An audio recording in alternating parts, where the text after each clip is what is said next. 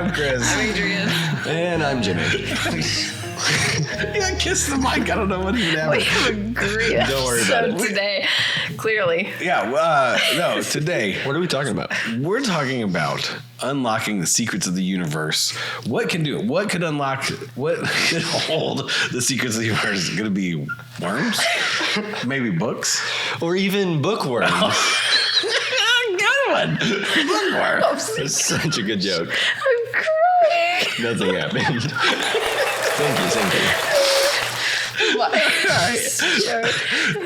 Jimmy's hilarious Just this episode. watch the very end of this episode because we're going to put why. Why we're starting like this. Oh my goodness. Hey, we're also not recording at 8 a.m, so maybe we're more awake than normal. That's true. Yeah.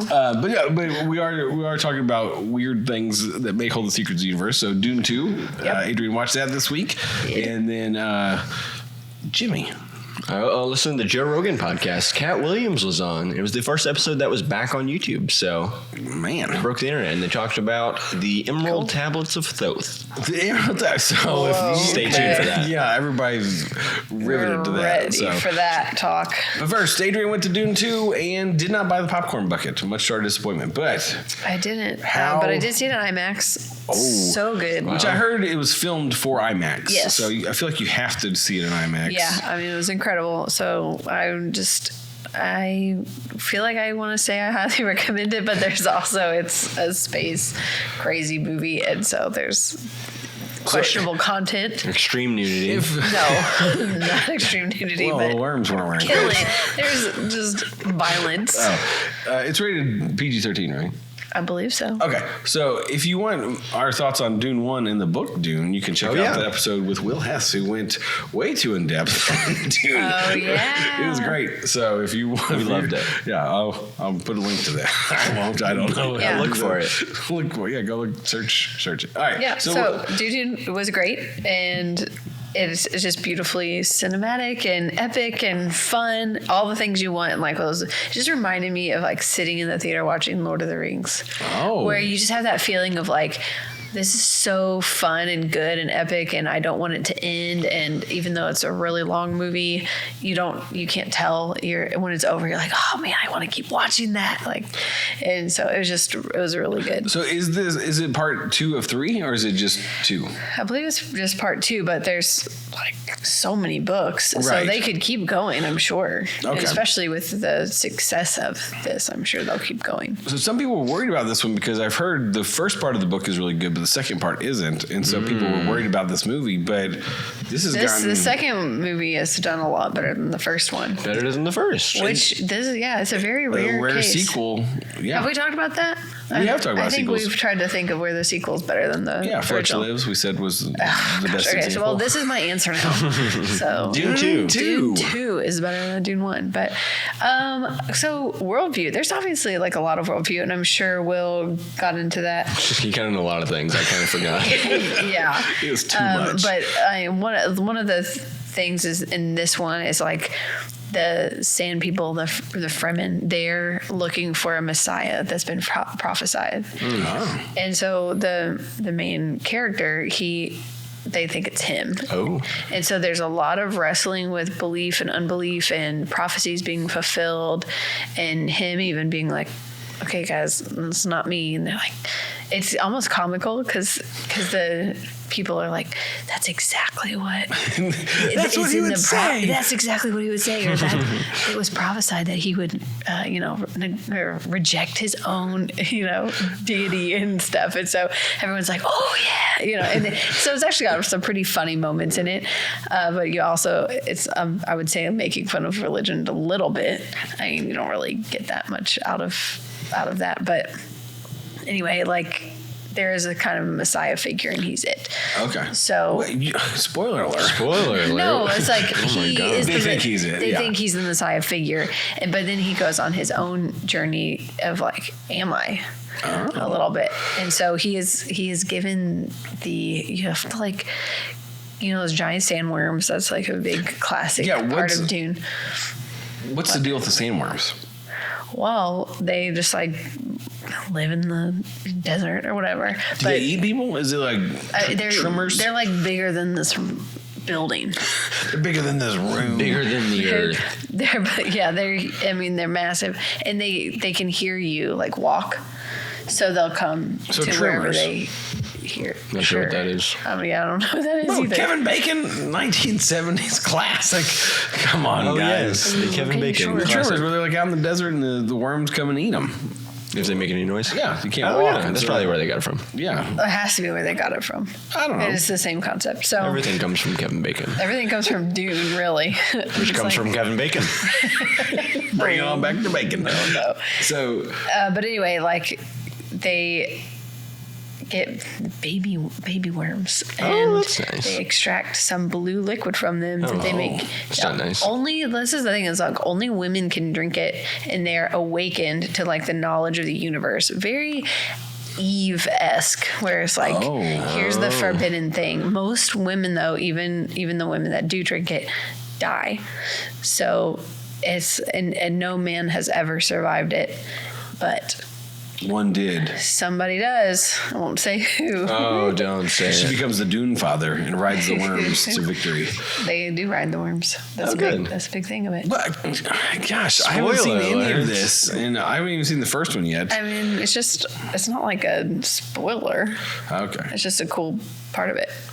But anyway, so there's definitely like biblical themes that pop up just because of the idea of messiahs and prophets and prophecies. Well, I think the idea of prophecy is really interesting. If you like look in the Bible and say, "Hey, I'm going to write something down. I'm going to make a prediction that's going to happen thousands of years in the future," and then it actually kind of happens beat for beat, you're like, "Oh, okay, they must have known something." But then I'm sure other people push back. It's like you've seen the comparisons of, I forget, it's Abraham Lincoln and was it JFK? Like if you look and do so much research, you'll see all these different similarities and stuff like that. And they're like, well, you could believe that there's some kind of conspiracy theory here, which we're going to be talking about in a little bit. But also it could just be kind of coincidence. Like you're reading into this, and if you make enough predictions, then you're bound to be right on some of them. Yeah, but I don't know if there are predictions for. I think the JFK Lincoln thing was just there was like similarities, but it was like Lincoln had a secretary named Kennedy, and Kennedy had a secretary named Lincoln. Abraham Lincoln. Yeah, those are coincidences. The secretary had a big beard. It wasn't like somebody in Lincoln's time said, this person's going to be in this So position. I was just and it saying that happened. the general principle of if you research enough, you look for enough things, then you'll start to find things. But that might just be a coincidence. Yeah, but I think that's different than prophecy, Sure. because prophecy is this is going to happen, and then it does.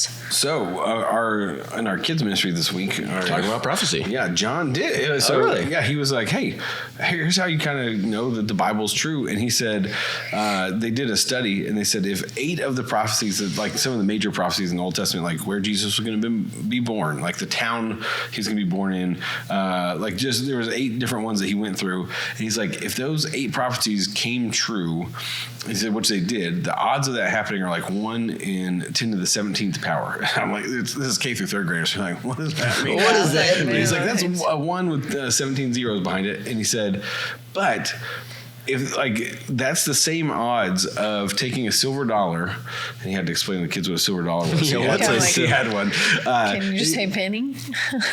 Yeah, but silver dollar because it matters. So he said, if you filled up Texas, the whole state of Texas with silver dollars, and put 1 in there that was marked, and he said, then like shuffled them all up, the chance of all those things happening are like him picking 1 up and it being that. So what you're saying is there's a chance. So you're saying there's a chance. Yeah, but it's like at a certain point it becomes like impossible to do that. And that's just 8. And there were like 300 something prophecies about Jesus that actually came true. So even if you're saying, oh, you're looking for him, there's 300 of them, and some that he says of himself, because he knew he was the Messiah, unlike that Dune guy. Yeah. He didn't have to go on a quest for it. That's why he was out in the desert. He's like, am I? He's like, sandworm. He's in the wilderness. He There's was. sandworms there. And you drink that juice, and then he knew it all. Oh, man. Everything comes from Dune. So yeah, I think so. Dune is since it is sci-fi, a lot of sci-fi attempts to create their own religion or languages. That's just part of the creativity of the process. So, what I would say, like worldview. Man, I need to think about that actually. Well, good thing this isn't a Worldview podcast. This is the whole point. I haven't thought about this at all. No, but with the Messiah thing, I mean because that was in Harry Potter. There's a prophecy, like so. The prophecy thing is an interesting thing that I think goes through different because it's something that if people say, "Oh, this was prophesied, this was going to happen," it gives it more weight. And so the Harry Potter prophecy thing, like that was like, "Oh, he's the one," but like when he found that out, he was the same way. He's like, I don't know. It also can apply to Neville Longbottom. Yeah, one of the lines is that they said, well, he gives us hope, and somebody said, well, hope is dangerous if you follow like if you're hoping for the wrong thing, or if somebody is manipulating that hope and saying like, yes, I am the Messiah, so you can follow me. And then people have their hope in the wrong thing. It's true. So, and me and Malia have been watching the Avatar, the cartoon, and one of the most recent episodes we watched. Not the blue people. That's true. The Last Airbender. They were talking about these Earthbenders had been taken over by the Fire Nation, and they were basically becoming slaves. Like they're doing all this labor and stuff, and they went and found these Earthbenders and tried to get them to rebel, but they basically just sat there. But she got up on this rock and was making the speech saying that hope is back, the Avatar is back, so now we can do this thing. So she was talking about how this hope was so important for doing that. So I could see how hope could be dangerous. Yeah. She said, start a rebellion in Avatar. No, but yeah, so when there's a prophecy or something where people are claiming like, oh, this is going to happen, and it starts to happen, you start to see some of those things, then it becomes a dangerous thing for people that want to manipulate that and make it something that's not.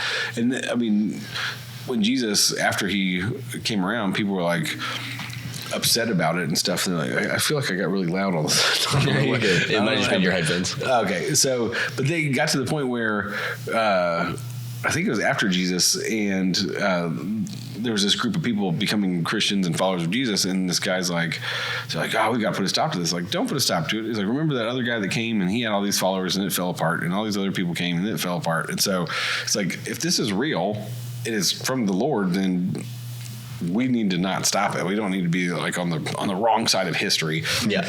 Basically. And so the other guys were like, okay, I guess he's wise. So they listen to him. But if it's like this rebellion that rises up, then it was with Paul. That's when that happened. I don't remember. I think it was an Acts. But yeah, so our prophecies, do prophecies still happen today? That's where people will say they don't. But why do people put weight behind that though? Like, because other things, I think it's almost because you're connected to this spiritual realm. To say that there's a prophecy, that means that there is another, like I said, a spiritual realm connected to us that is more in control, and we're out of control. Yeah. I don't know. What's your favorite prophecy? Let us know in the comments. So that is an interesting thing, because even in the Christian community, there are some people that believe that, and some people that have the title of prophet, whatever. So that is interesting. I want to hear your take, Chris. Let's talk about what is a prophet. What is a prophet? So back in the day, they were the mouthpiece of the Lord. Yeah. And this was in the Old Testament before Jesus came, and then we have the Holy Spirit now to guide us and direct us. So I don't know that we necessarily have prophets that are the mouthpiece of God anymore, but I think there are people that have a word of wisdom. That's kind of what it's been translated into. Yeah. From what my understanding is that the role of prophets were to almost like speak history so that people would be reminded of what the Lord has done, but also speak into the future using that kind of past of like, look what the Lord has done. He's the same. He'll do that going forward. So And he was kind of used to call people, like, to get people's attention on behalf of God. Like Jeremiah calling out people. He's like, hey, God's not super happy with you guys. It's like speaking the truth, but the truth is already there. They're just not wanting to see it. Yeah, and usually with the prophecy, there was an immediate thing. Yeah, they would point to the past. They would have almost like immediate or within like a couple months or weeks, like prophecy that would come true. So they knew that they were a true prophet. And then there was something like way in the future, like, hey, if you don't do this, then it's going to go bad for you. And so that's how they knew a prophet from a false prophet, because there were a lot of false prophets who would say, oh, the Lord told me this or said this. Didn't they say if you told a prophecy and then it didn't come true, they would have to kill you? Yeah.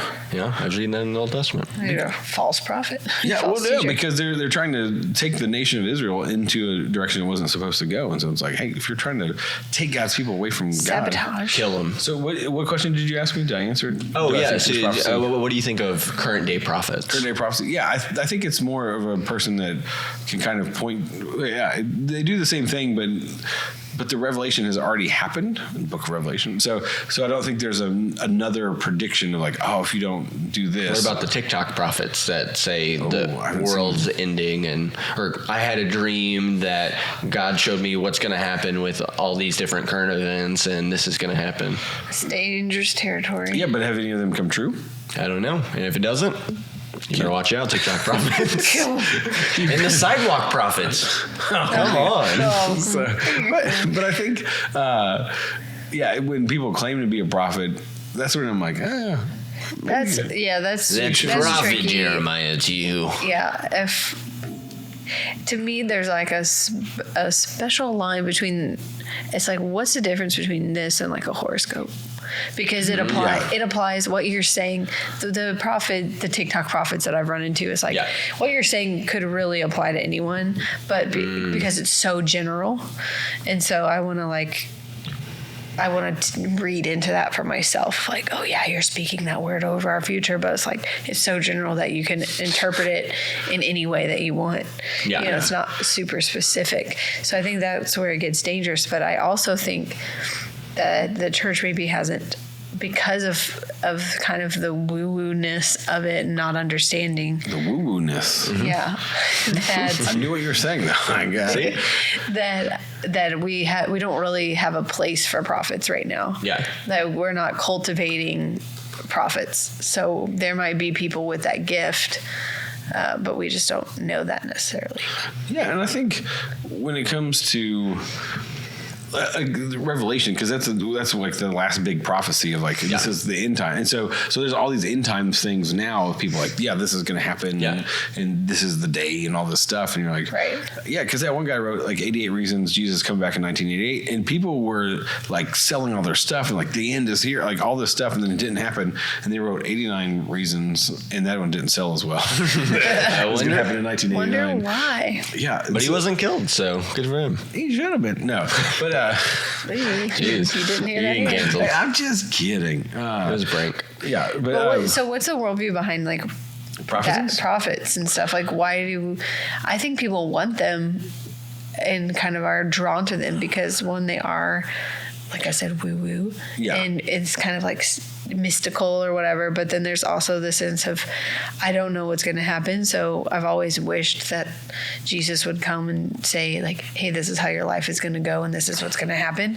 and so people still want that, where we actually do have the answers through the word, but it's a little bit more nuanced than straightforward. There was the fortune teller girl in Paul's time that was like saying, like she was predicting the future, and she was real, like it was really happening, but she had an evil spirit, and so then Paul comes and casts it out of her, and then her handler basically got really mad, and had them like thrown in prison because like that was our ticket. Like that's what Satan likes to do is like take what's truthful or what's real and then just slightly tweak it.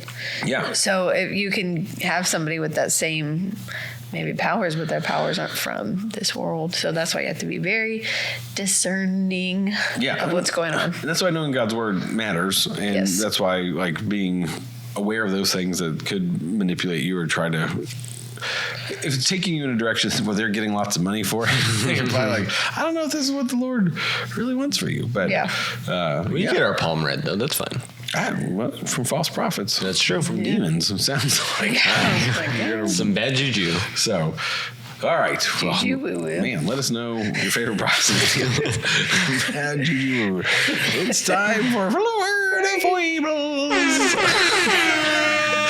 I love the soundboard. It adds so much to the Sure, program. it does. So we are going to be talking about conspiracy theories. Yes. And we're going to get into that in just a minute. So I thought we'd start our Florida foible with that because there have been some weird sightings in Florida in the sky. And the article title, it says, no, those aren't UFOs. Here's what those strange circles over Florida really are. Oh. So I've studied clouds, the cumulus clouds. You've clearly studied. Cumulonimbus. Cumulonimbus.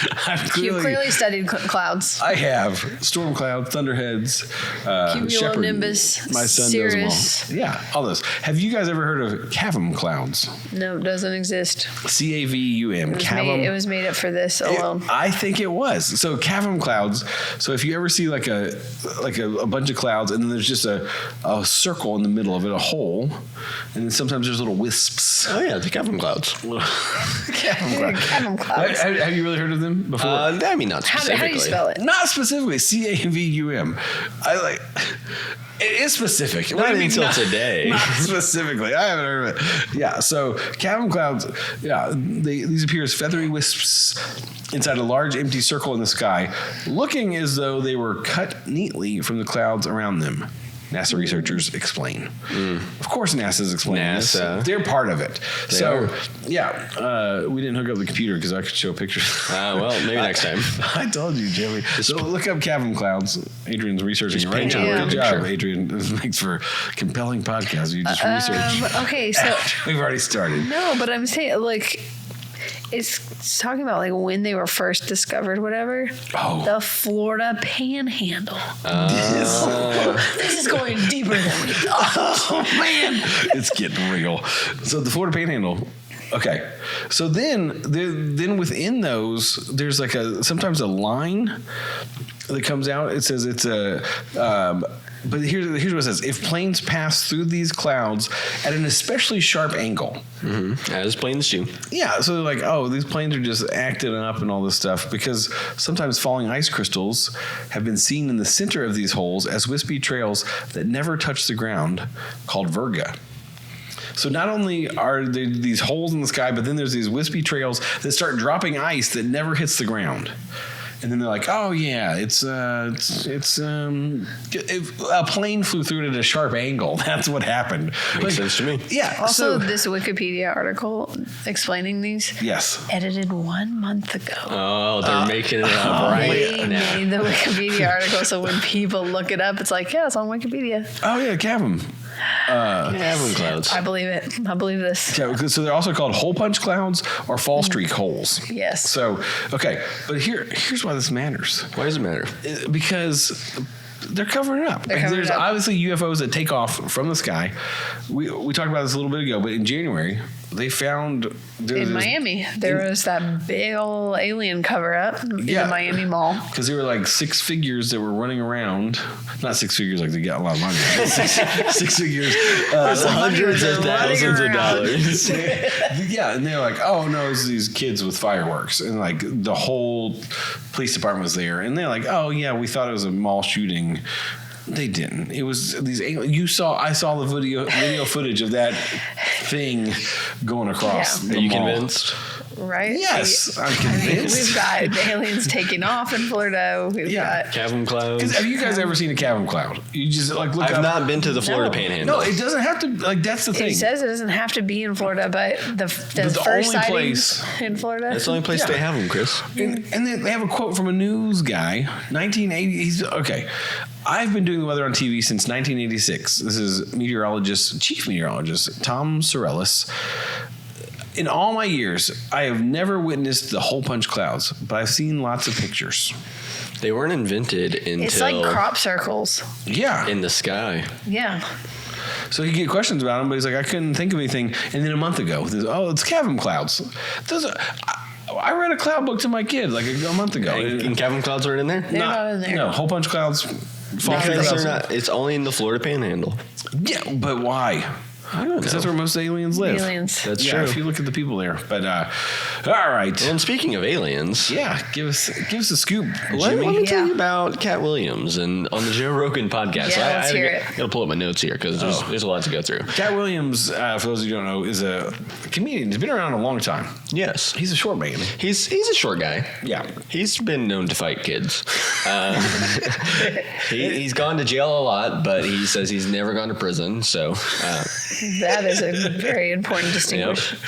So anyway, Cat Williams, it was an interesting podcast. So it was like 3 hours long, and it reminded me of when Kanye was on the Joe Rogan podcast. Okay. Because if you've listened to Kanye try to have a conversation with someone, he goes in so many different directions where even if you're trying to follow it, I'm like, I don't know where he's coming up with this stuff or anything like that. But so one of the things that he was talking about is this ancient document that holds the secrets of the universe.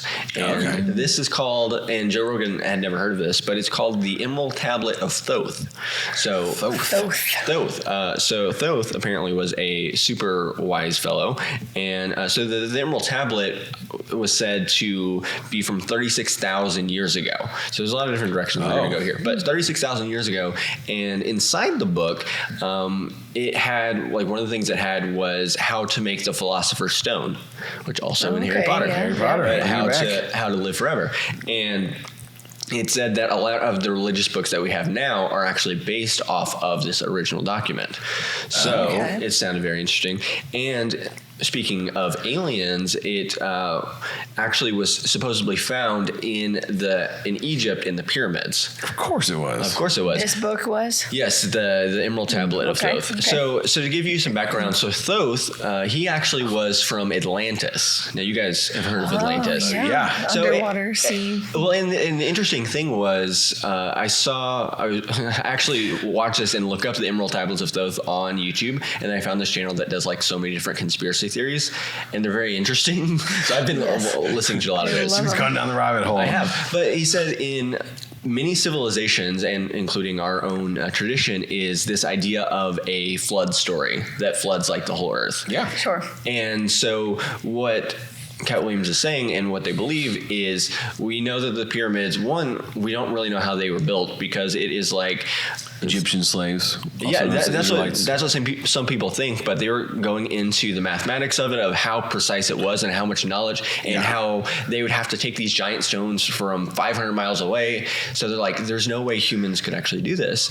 And the theory is that before this, there was these super advanced civilizations, like, and one of them was Atlantis. But there was a great flood that wiped out basically everything and almost everyone, and after that we were kind of put back in the Stone Ages, and then we kind of built back from there. And then some things are still around, but it was talking about how the pyramids of Giza are actually, they were a power plant. They weren't.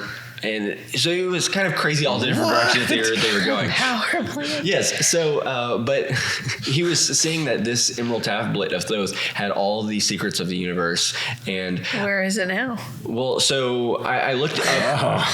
So I looked into Right it. here. And actually, one of the guys that we had here at church his name is Michael Jones, and he has a channel called Inspiring Philosophy. Yeah. And he dives into a lot of kind of these conspiracy theories. And when I looked up Emerald Tablet of Thoth, one of his videos was the first one that popped up. Oh. Nice. So I'm like, oh, okay. So apparently how this was found is there was this guy in the 1920s that said he went to Egypt, found the Emerald Tablet of Thoth, but it was written in some other language. So he translated it. He just found it. He found it, and then he translated it, and then wrote the Emerald Tablets of Thoth. That's where Scientology came from.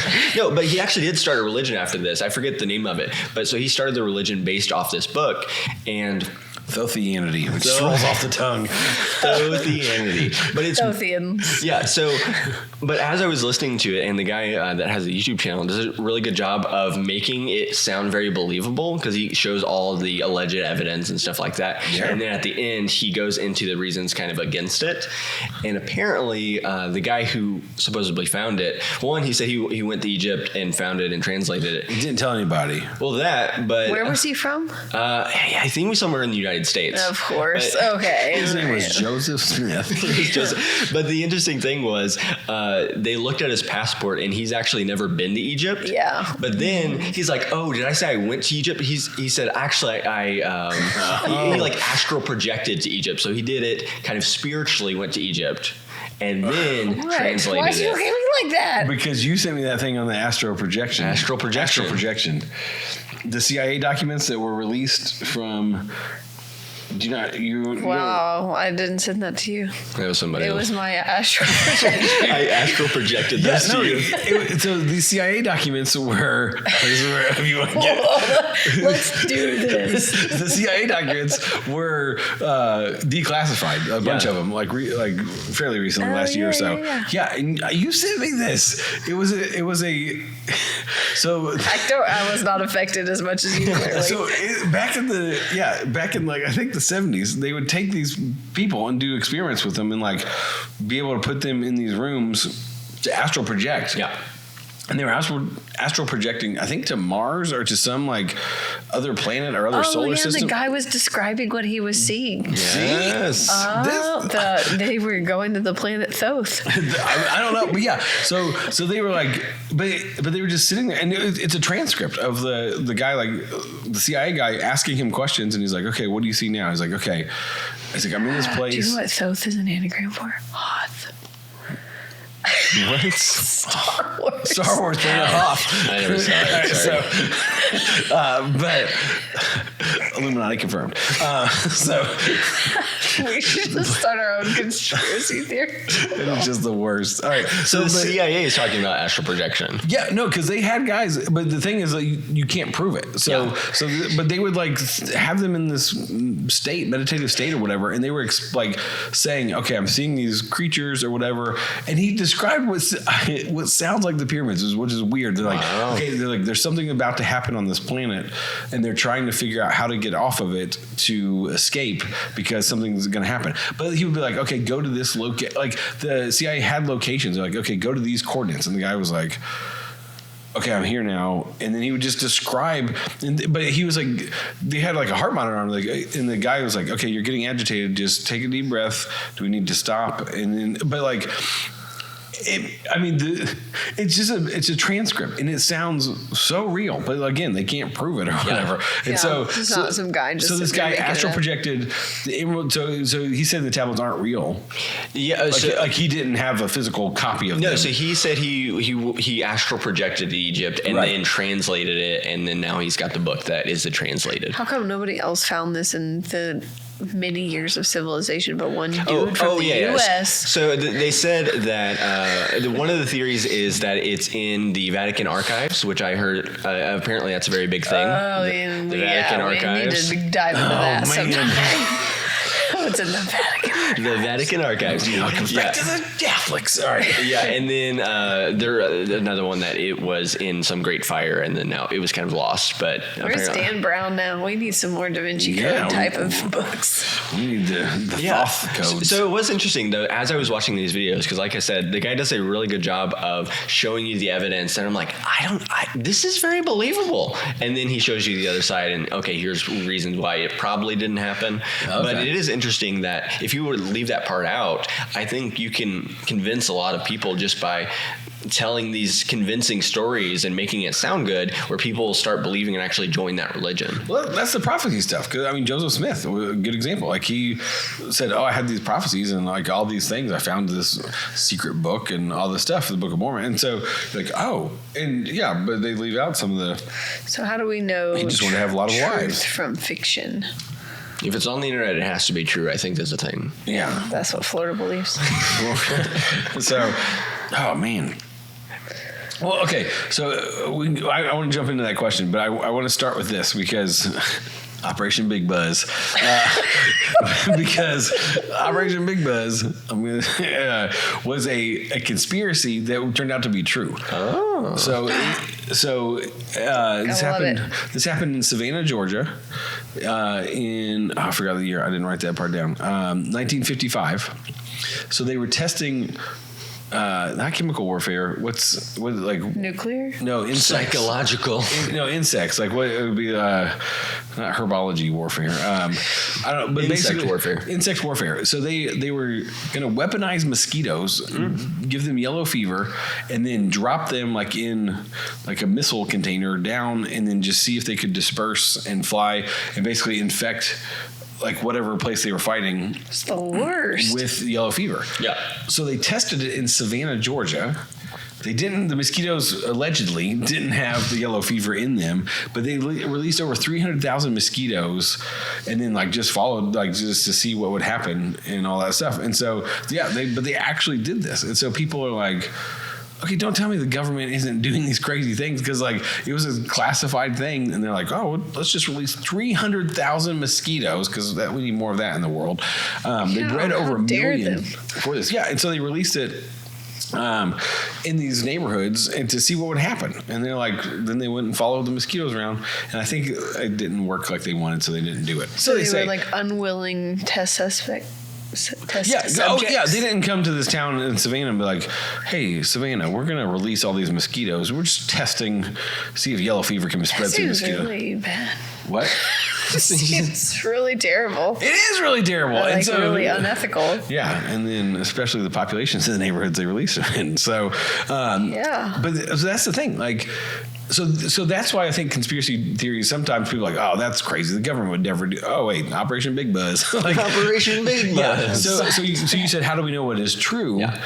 Because there are like crazy conspiracy theories, and like the whole COVID thing, like there was so many of conspiracies that came out of that and all this stuff. And I heard I'm teaching a class on Wednesday nights called "So the Next Generation Will Know," and it's about how Generation Z like is more skeptical than any generation before it, because there AI, there's so much more information, because they talked about the JFK assassination, bringing it back around, and talked about how they said if we had more data, if we had more, like we could know what really happened and all this stuff, but there's all these conspiracies about what happened because there wasn't enough camera shots or any of this stuff. And he's like, fast forward to 9/11.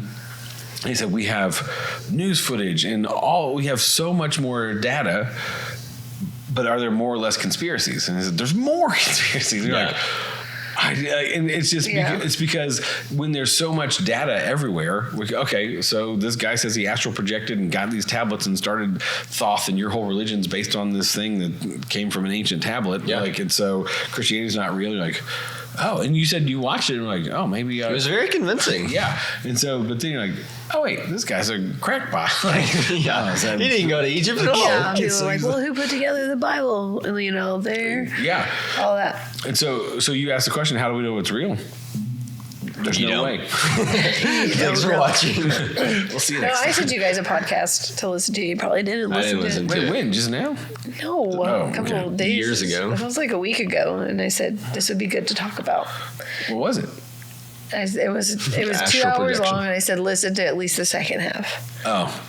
Didn't listen to it. Totally missed that. What was it about? Enlighten us. Yeah, well, so it's very heady and intellectual or whatever. That's why I didn't listen. Yeah. This is a podcast about cities and things like that. But in the future, this guy works with AI or whatever. But he was an atheist / agnostic, and the guy that invited him to be on the podcast is the same. But he became a Christian recently. He talked about, like, because he's so smart and there's so much information and all this stuff, he went to find what community can I live in, that I want to curate a community, basically. Oh, so he went Disney all over the world looking, and him and his wife and daughter committed to this, and they would spend like a week or a couple weeks or even a month like in a place to see if they could enjoy a community. They ended up like their last stop was in North Carolina, ended up in a town in North Carolina. Like first day they were Savannah, there. Georgia. Yeah. Ran into people that invited them to a birthday party or something at this birthday. Yeah. That's what you say. It was like just really this community it was a really small town. So everybody knew each other. They knew they were not from there. So they ended up just getting invited. So they were like, well, if we're going to immerse into a community, like we've got to follow this kind of trail. Did he bring a present though? I don't know. Ended up like everybody at this party were Christians, invited them to church, and they were like, well, yeah, like we are enjoying what we're so far. Like we love that everybody knows each other, that everyone's like really generous. Changes a lot of people's attitudes. That's true. So they ended up going to church. They really enjoyed it. Again, they like loved the community there, and so they kept going just because of that. And then he started saying like, why are Christians? Why did they have the best community? Like, what is this? Potluck. And so through his own journey, which it's just super interesting, because he is so intellectual, he said that he actually had to humble himself because he thought he had all the answers when in reality, when he started studying that, monks had been asking the same questions he had centuries ago. And so he was like, take that, smart guy. Yeah. So he was saying that just really opened my eyes. So I have been approaching this all the wrong way. So anyway, he came to the conclusion of I can't be friends and be in this community if I don't believe the same things that they do.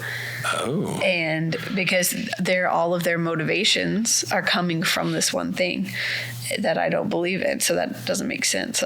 He's like, I felt like a liar in their presence or something. And so then he and his wife went on this kind of journey together, and then they decided to get baptized. Oh, Jesus. Wow. Jesus. Yeah. So it's where does your truth come from? It's TikTok. A lot of how you live out where the word says. Yeah.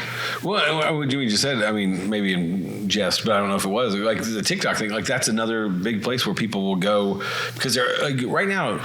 People can say whatever they want. Right. It's true, unless it's about the vaccine, then that gets taken down. But but most religion, whatever. You can go on TikTok and people are saying oh, this isn't real. Here's why. It's all the tablets of Thoth. Here's what's real. And so there's more. The age of skepticism is becoming less and less. It's decreasing. And so before it'd be 18 when people go off to college and oh, I didn't know this. I didn't know these theories were out here.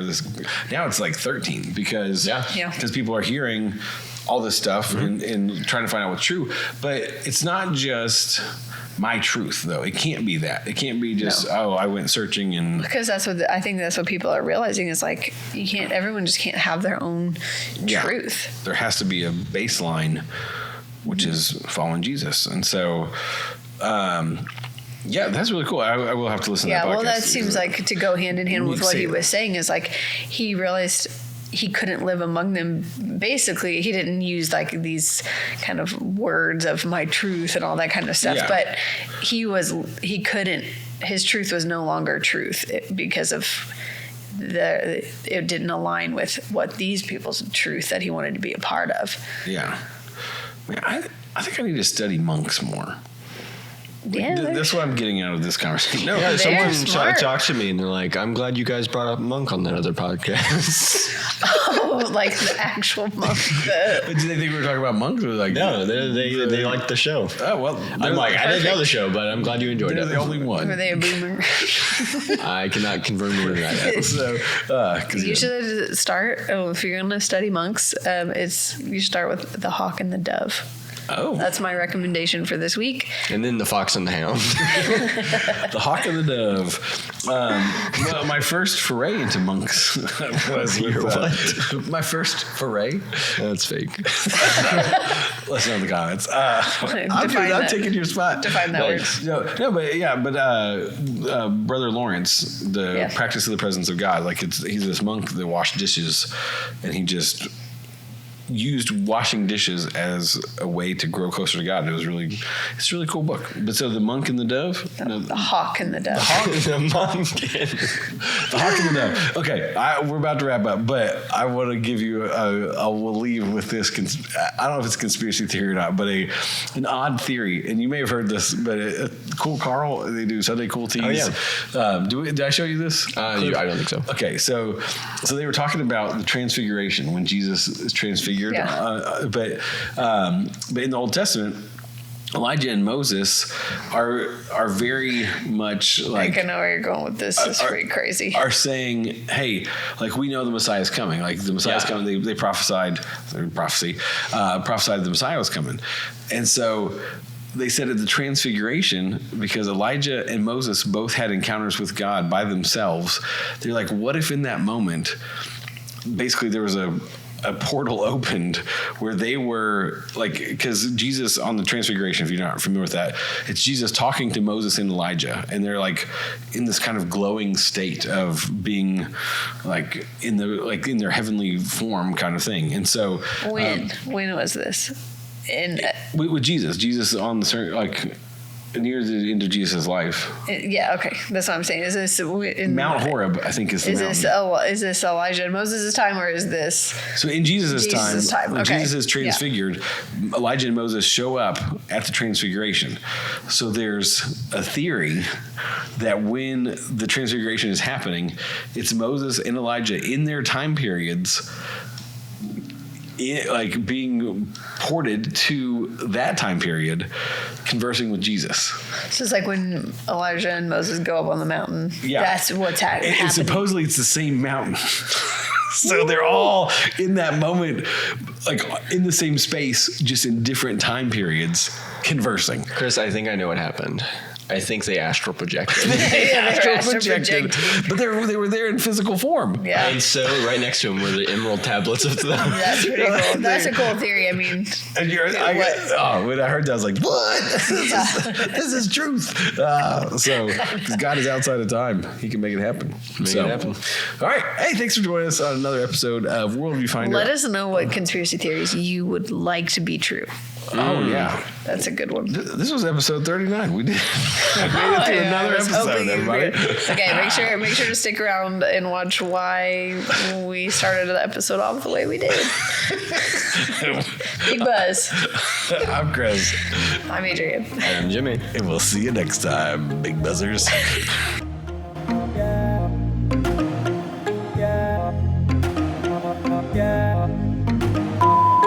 Who holds the secret to the universe? Worms or books? I'm clicking off the video.